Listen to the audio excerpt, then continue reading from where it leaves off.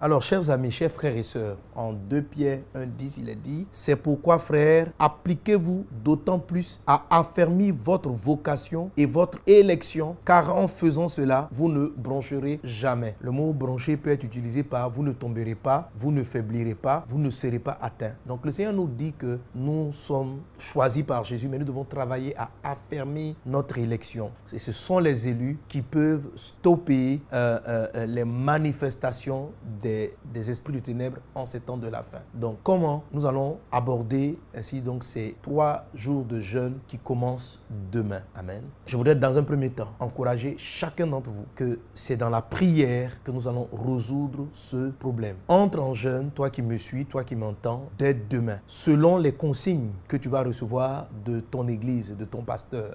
La plupart des pasteurs et plusieurs autres pasteurs continuent de se joindre à cet appel à la prière. Et comme je l'ai dit tantôt, chaque église a été laissée libre d'organiser cela selon les orientations que l'Esprit du Seigneur va lui donner. Donc, n'attendez pas à ce qu'on fasse exactement pareil. Alors, pour ce qui nous concerne, au niveau donc des églises bases d'honneur et de tous ceux qui dans le monde me considèrent comme leur berger, pour nous, faisons l'effort dès demain d'entrer en confinement. Selon Ésaïe, chapitre 26, à partir du verset 20. En fait, de nous enfermer. Quand on dit confinement, de nous enfermer. De nous enfermer. Donc, ça va correspondre de la manière pratique au confinement qui est demandé dans certains pays. En Côte d'Ivoire, on n'y est pas encore arrivé. Ok? Donc, faites tout. Donc, si vous pouvez, autant que vous le pouvez, restez enfermés chez vous à la maison pendant 3 jours et restez en prière. Mais si professionnellement, vous n'avez pas des autorisations, allez au travail dans le jeûne et la prière. Toujours en maintenant les consignes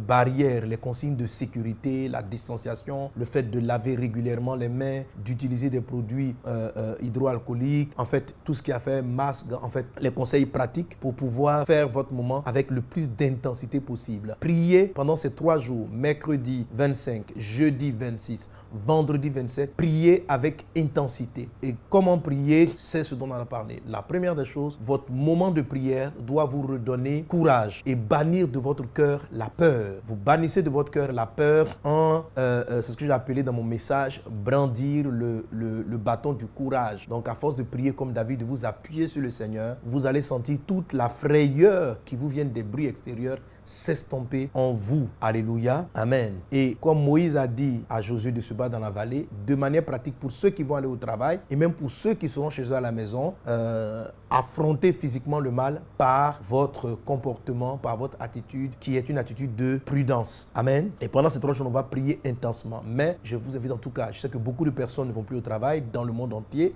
En Côte d'Ivoire, ici, il y a beaucoup d'entreprises qui se sont fermées pour l'occasion. Si vous êtes de ce cas-là, si vous n'avez pas d'autorisation à prendre, ou bien vous êtes votre propre employé, enfermez-vous, soyez dans la prière et cherchez la face de Dieu pendant 3 jours. Comment vas-tu prier? Prier pour que Dieu te donne la force en élevant le Seigneur. En élevant le Seigneur au-dessus de toute situation. Tu sentiras la paix dans ton cœur. Amen. Et tu continues d'élever le Seigneur. Et il y a des sujets de prière donc, qui ont été donnés par rapport à ce rassemblement général. Donc, prie en fonction de ces sujets en louant Dieu. Amen. Pendant ces 3 jours. Je crois que par la grâce de Dieu, ces 3 jours-là seront déterminants. Et certainement par la grâce de Dieu, le 27, dans l'atmosphère spirituelle, quelque chose va se passer. Ce mal-là, par la grâce de Dieu, sera abrégé. Sera abrégé. Alléluia. Je t'avais dit, Apocalypse chapitre 9 nous dit que le mal est prévu pour durer 5 mois. Mais la Bible dit que les élus sont capables de faire abréger cela et nous allons prier Dieu afin que cela soit abrégé et qu'au lieu d'aller jusqu'au mois de mai, par la grâce de Dieu,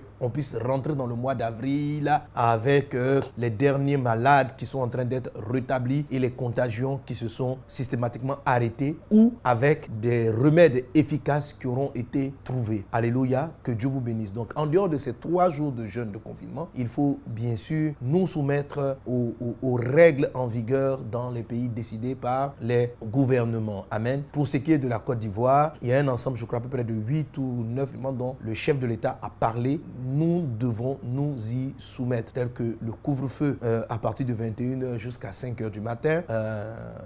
Et puis certains types de rassemblements, les rassemblements de moins de 50 personnes avec les éléments de distance. Mais même dans les églises, si vous pouvez ne pas vous rassembler, trouver des moyens de vous retrouver, de prier sans avoir à vous rassembler, faites-le, voilà, faites-le. Et cette maladie-là sera traitée, réglée, vaincue dans le nom de Jésus. Que Dieu te bénisse abondamment, que la grâce et la paix du Seigneur soient avec toi. Élu de Dieu, Dieu compte sur toi. Lève-toi et fais arrêter cette main satanique qui est en train d'agir et de paralyser les nations. Alléluia, alléluia. Donc tu dois prier. Amen. Que Dieu vous bénisse abondamment.